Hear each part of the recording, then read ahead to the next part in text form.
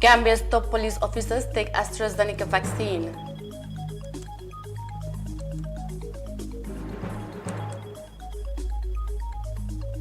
Former magistrate Ture confirms executive interference in the justice system.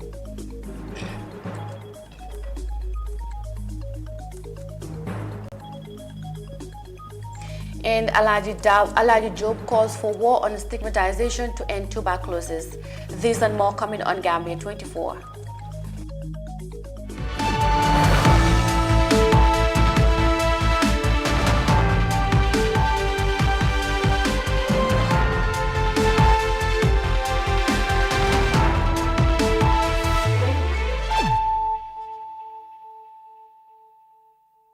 Good evening, you're watching Gambia 24 News with me, Mariam Cham, and thanks for joining us. As the vaccination campaign continues in the Gambia, the latest group to take the AstraZeneca jabs is the Gambia Police Force.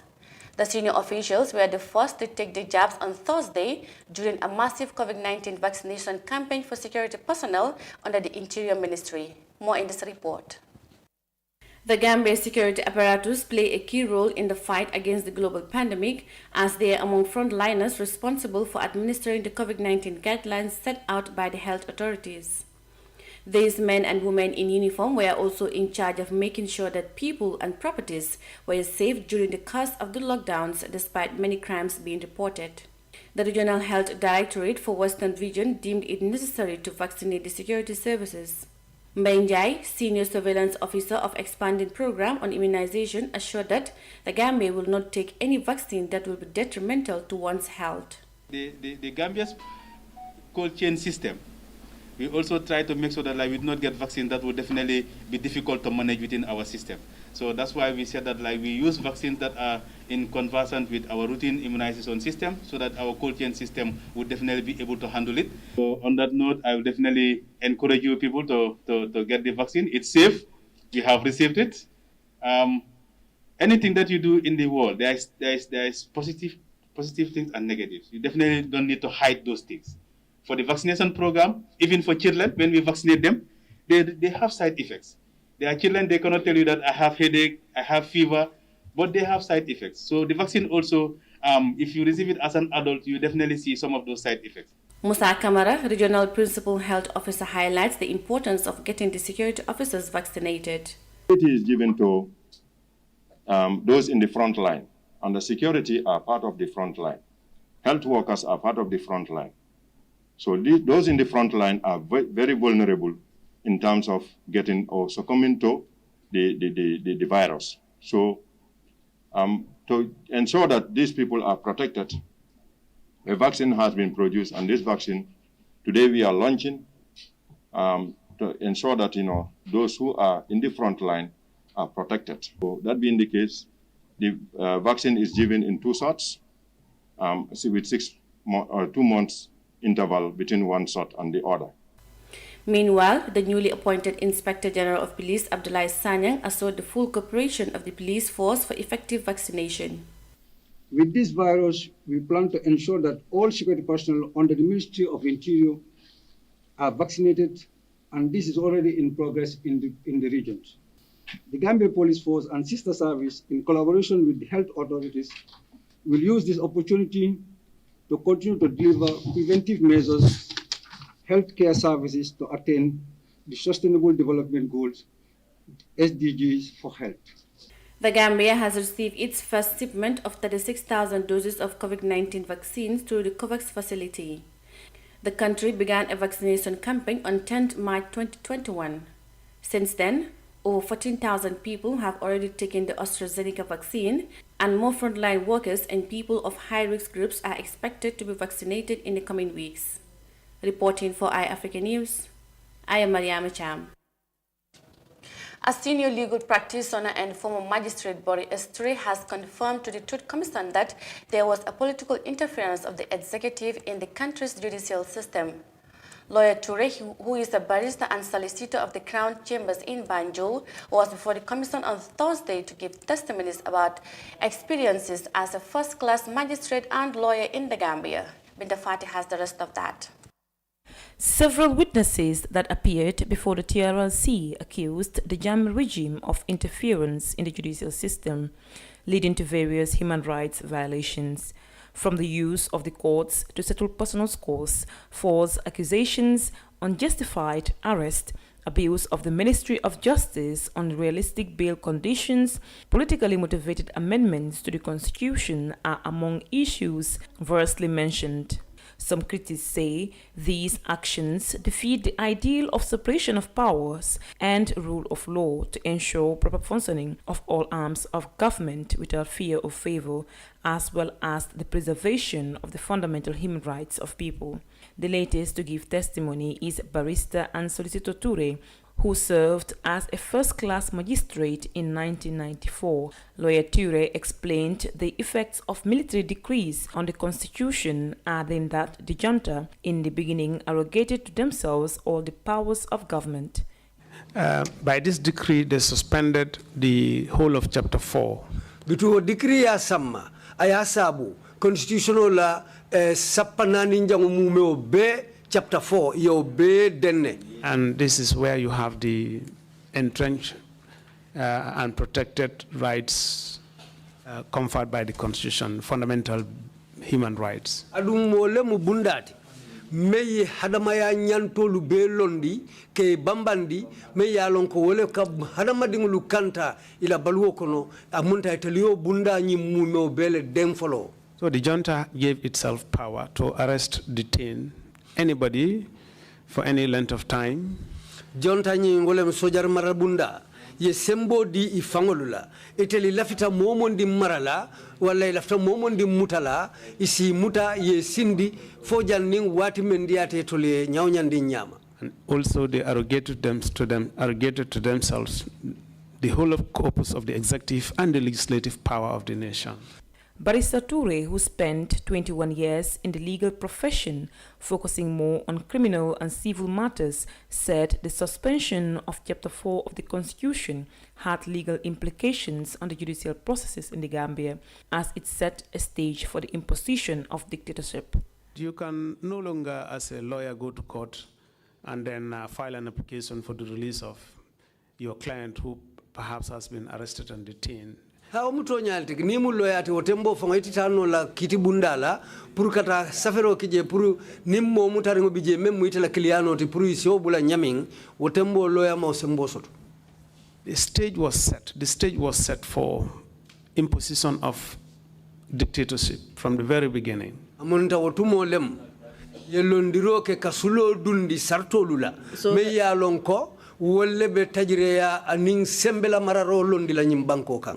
So there was no right to liberty per se, the right to bail, and the 72-hour time limit was also not applicable. Wala mnyintiko hanamadi umoma nyanto soro fai puru ka fansoro andung puru bail fanang una karola fanana na kolea ko nyinkono. That's absolutely right. All notions of rights and freedoms were suspended. Citing the case of the IGP versus Pasala and Co., Toure revealed that the judgment of Magistrate Onya was right pursuant to Decree No. 3. Pasala was from the armed forces. He was later appointed as Inspector General of Police. Umuto nyalti Pasala atebota kanto nintankada bundale la dunkokola ina atake Inspector General ti Police la Ibrahim Changan was a Gendarmerie officer and Keba Diba as well. Ibrahim Changan atanin Keba Diba itulbebe zanda bundale la nundokola utumo. They were later transferred to the police when the Gendarmerie was being dismantled. Ina atesa undi kenaiti police bring ibe zanda bunda So legally speaking, Magistrate Onya was right on the law as it was. Magistrate Onya In refusing to grant them bail.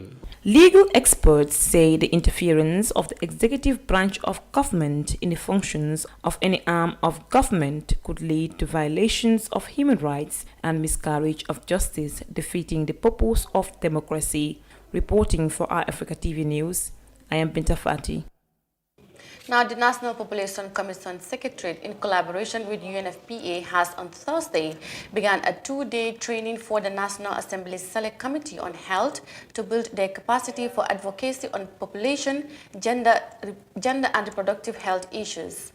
During the training, the lawmakers are expected to be exposed to key commitments and declarations made by the Gambia on international platforms on population and development.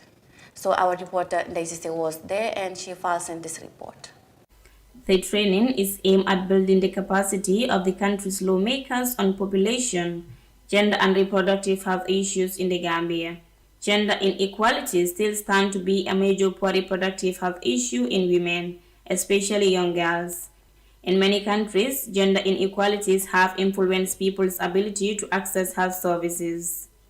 The Permanent Secretary at the Ministry of Gender, Children and Social Welfare, Rohibite, said the training will enrich the participants and other stakeholders to develop policy, planning and implementation on gender awareness.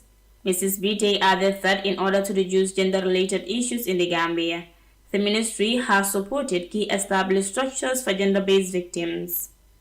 These devastating effects affect all development sectors without exception.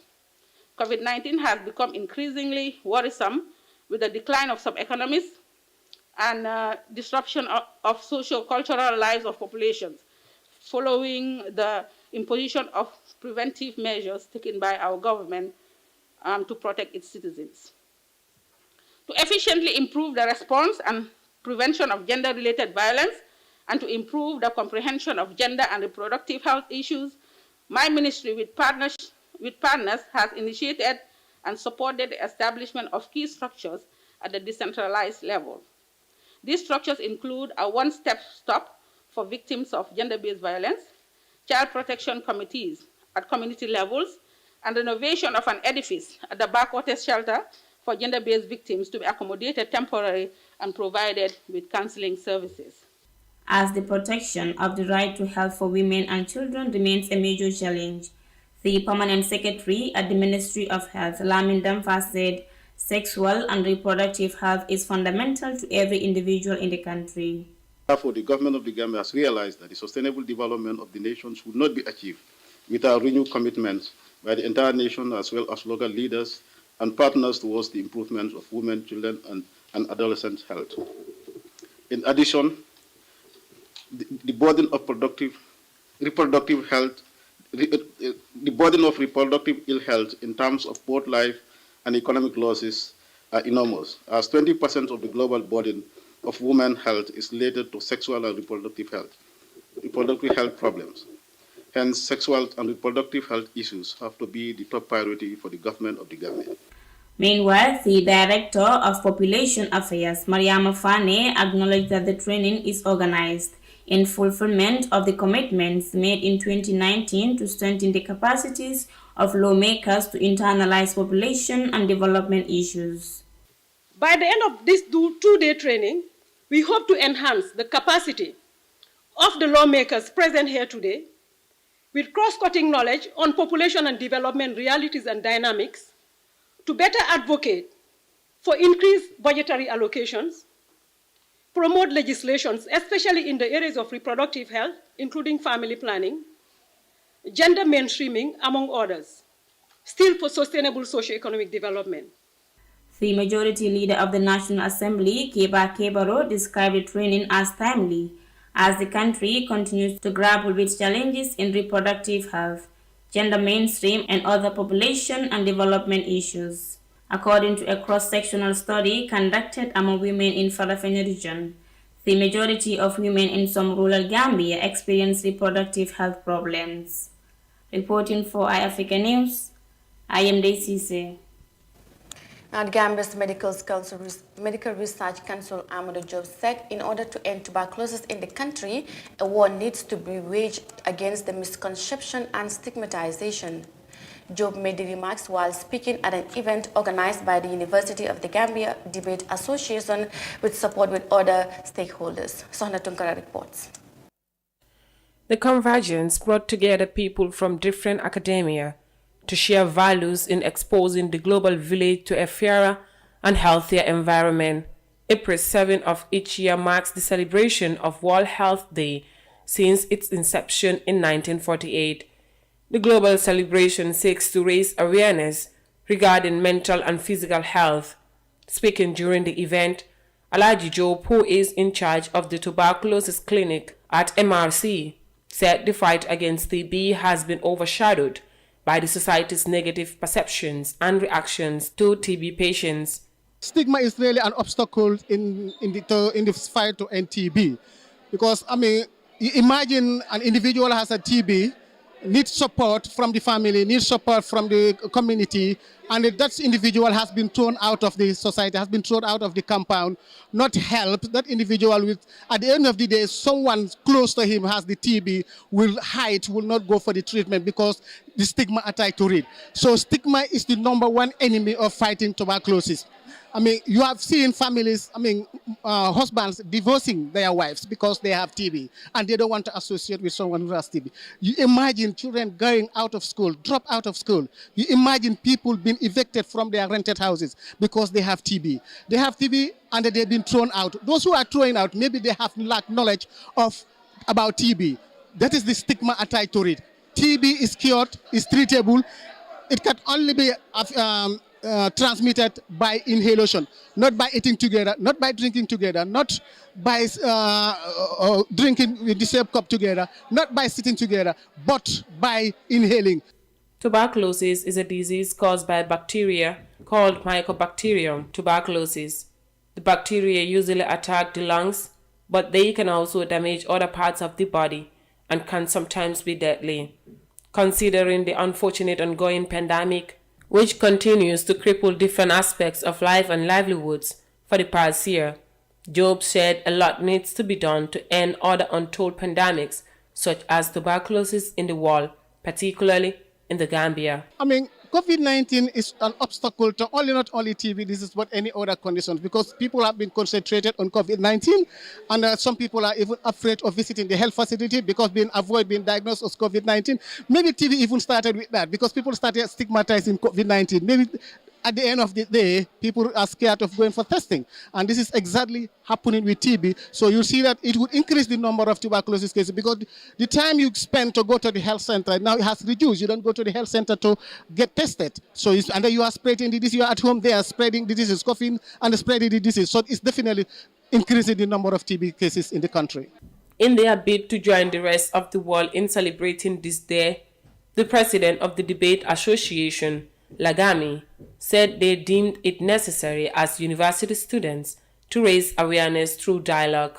So, thank you. If you look at the University of the Gambia Debate Association, the things we do, especially the 10th Executive Council, are inspired by our current surrounding. But we've come to realize that World Health Day is one thing University of the Gambia, especially the Students' Union, is not really into as far as celebration is concerned. So, and we as an executive council deem it necessary to discuss, because we have the belief that you cannot advance as a university or as a society without proper health discussion. According to a report by WHO, a total of 1.4 million people died from TB, with an estimated 10 million people falling ill worldwide in 2019. TB is present in all countries and age groups. However, it is often overlooked by health providers and can be difficult to diagnose and treat. Job said about 1/4 of the world's population has a TB infection, meaning people have been infected by TB bacteria but are not yet ill with the disease and cannot transmit it. For iAfrica News, Sohna Tungara. That tuberculosis report by Sohna Tunkara will take us to a quick break, and we'll be right back with the rest of the news.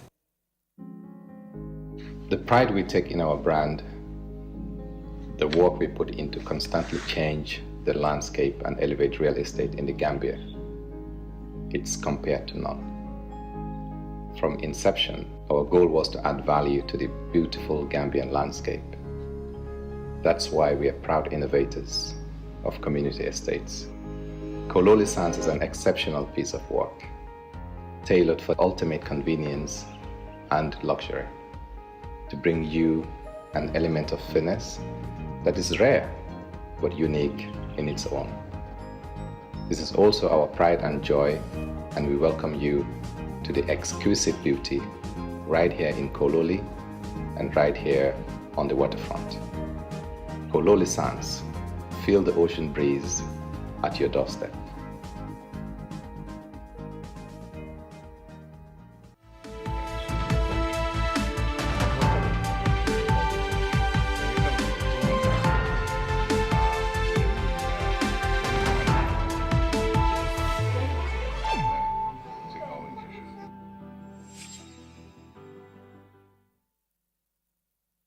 Welcome back, and still on Gambia 24. Now, Gach Global Trading has on Wednesday donated items worth $1.8 million to support those privileges in the country. Among the items donated were 700 bags of rice, 50 bags of sugar, 8 motorbikes, 50 kilos of tomato paste, and a car.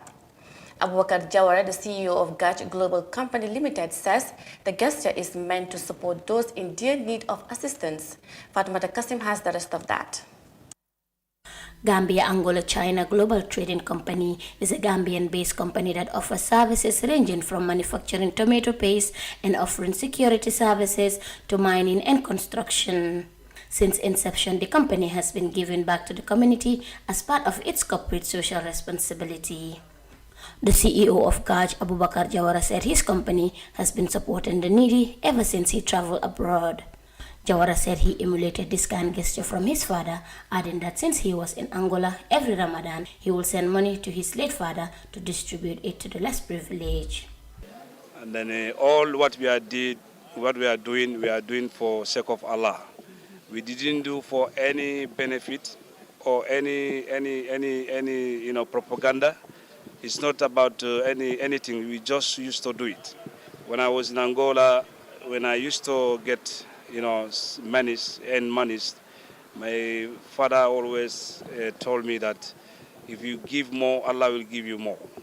If you give 1, Allah will give you 10. If you give 10, Allah will give you 100. If you give 100, Allah will give more than whatever you want. So, and I tested and I believe that. When I was young, I used to see my grandfather doing something what I'm doing now. But those days, no social media, no internet, no any communication, but alhamdulillah, record is there. Whoever know my background, they will know that what I'm saying is really, and then is really happening in those days. Bile Tunkara, the National Assembly member for Kantora, extended his gratitude to the CEO of the company for the kind gesture. Equally, to call on other Gambians to emulate him positively by giving back to your community. If you are endowed with riches, it's always important to look backward. People that you are better off, how can you change their life? How could you be the life changer of those poor and vulnerable Gambians? That has been his vision. He doesn't pray to be enjoying his wealth alone. Rather, how can he also, as God has bettered his life, how can he also, in turn, better the lives of others? And that is a true humanitarian in our community. The ambassador urged the government to support people who are willing to help develop the nation and not to put his concentration on people who are not even Gambians. So my message to the government, when you have people like this, they enjoy to give, they want to compliment the government offer. So we have to support them. We have to give them the content. We have to empower them. So my message to the government, they have to stop empowering others who don't have this country in the heart. They have to empower the local people, the local businessman people, so they can take this country to next level. The first batch to receive the donation was the physically challenged people who received 50 bags of rice, 50 bags of rice to Ma Foundation for Women, 10 bags of rice to Nur Enterprise, 100 bags of rice to his staff, Senegalo Gambia, 50 bags of rice, 300 bags of rice and 50 bags of sugar for the people of Gambisara, 100 bags of rice and 10 bags of sugar to a boarding school in Gambisara. The motorbikes and the car was given to another needy individuals and the NPP media team. For iAfrica News, I am Fatoumata Kasim. The Ontario-based Journalists for Human Rights commenced a 3-day training for Gambian journalists on COVID-19 and human rights reporting in the Gambia. The training seeks to transform ideas for future stories with a special focus on the rights of women and children and misinforming as part of mobilizing media in the fight against COVID-19. Participants are expected to receive professional mentorship throughout the story production process following the capacity building. Binta Fati has the rest of that.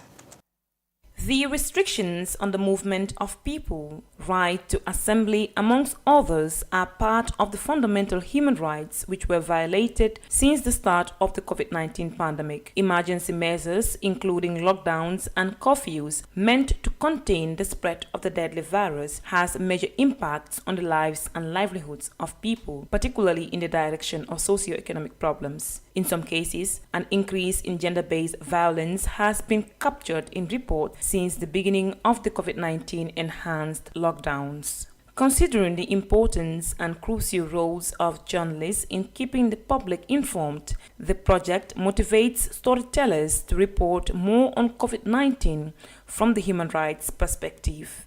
What we have seen in the Gambia mostly is the press releases we are getting from health authorities. Journalists are hardly taking the initiative to do very in-depth reporting on these issues, of course, including investigative journalism. So this is a way to encourage them to do more than just taking official information. There is a lot that we can do. As the Vice President of the Gambia Press Union said at the opening, it is our responsibility to hold the authorities to account, to hold them accountable, the public officers, because they are acting in our name and they are using our funding and our resources to implement policy programs. The Vice President of the Gambia Press Union, Mohammed Esba, welcomed the training as timely, as it geared towards complementing the efforts of the Press Union. He encouraged participants to take advantage of the opportunity. This training is timely. It is going to widen the scope of journalists or understanding of journalists on, how to report COVID-19 related issues in relations to human rights or looking at the human face. So Aissatou Ceesay and Usman Dabo, both participants in the ongoing training, reflected on the importance of the project in their journalism profession. The COVID-19 pandemic has sparked what the World Health Organization termed as an infodemic, an inundation of information and disinformation about the disease. It is from this angle that journalists from credible media organizations across the globe are counted upon to play a critical role in communicating accurate public health measures and in combating misinformation. This mobilizing media fight COVID-19 project by Journalists for Human Rights is expected to contribute to international public health efforts to combat the spread of COVID-19 and its impact on human rights. Reporting for Africa TV News, I am Binta Fati. TRC witness Salud Tal has explained his role in masterminding the slogan Gambia has decided following the U-turn of exiled former president in December 2016 presidential election. The president of the Bar Association says the whole idea was initiated as a result of bringing Gambians together to ensure that a change in government. More in this report. The hashtag Gambia has decided movement started when former President Jammeh rejected the December 2016 presidential elections results that led to the country's political impasse. What became a movement operated as a startup incubated by people with hardly any experience in activism and grew up as a political wave across the country. In his second day of appearance before the Truth, Reconciliation and Reparations Commission, lawyer Salud Tal recalled the basic intention of the message as a campaign tool against dictatorship. So I got a group of really smart young Gambians. And I said, let's brainstorm and find a way of doing something about it. So I said, the idea is, we have this opportunity. These Gambians are now together. So we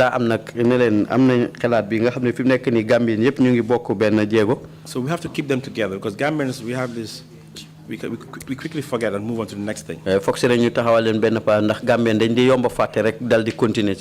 I reminded them that we had done Ebola-free Gambia with a hashtag. And that was very effective. I said maybe if you use the same model, we can bring Gambians together and create a powerful message that will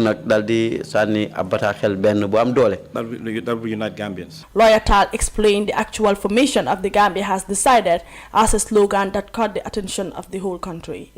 And we decided to come up with a hashtag. The first hashtag that came up was Jammeh must go. Bi njëkk a xalaat mooy ci lu ñu war a bind mooy Jammeh foog si mu génn fi. But through our discussion, we said, no, that is too limiting. This is beyond Jammeh must go. Li ñu wax ne loolu daal loolu xalaat bu gàtt la lii weesu na sax Jammeh dafa war a génn fii. I recall that the hashtag for the election was Jammeh decides. Ci li nga xam ne nii moo nekkoon wote bi lim defoon mooy Jammeh decide Jammeh xalaat na. It was started by Said Mati Jaw. Loolu nag Said Mati Jaw moo ko xalaatoon. So we said, oh, how about Gambia has decided? ñu ne waaw léegi nag naka na Gambia has decided. mooy Gambia nag xalaat nañ ñoom it dogal nañ. It was that eureka moment. I was, wow, that's good. Ci lañ ñëpp ànd ne waaw loolu de baax na. So I called Said Mati. I said, Said, he's one of our friends. He said, we are doing this and we want to use Gambia has decided, and you're using Gambia decides, just so we can synchronize. Ci laa ko wax ne ko nag ñu ngi jëfoon nag xalaat bii. He said, I'm on board. Ci la ma wax ne ànd naa ci. Right there and then. Foofu ak feneen noonu rek.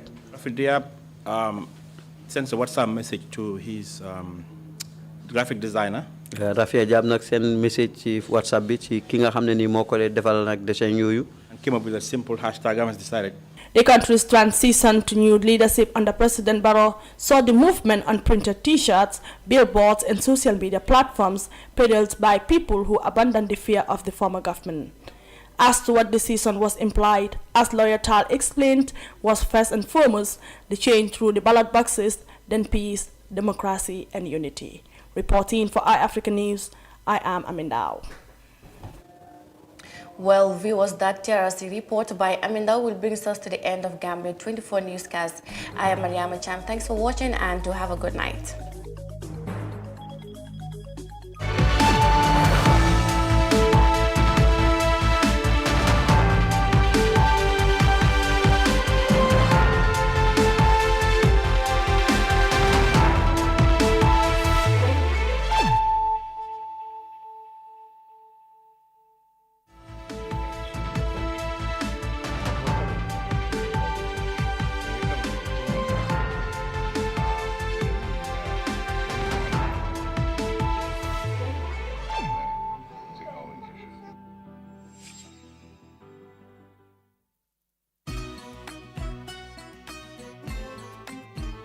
Star GSM Electronics. Special Ramadan promotion starting from April 4th to 15 on all our Slow Star Home applications.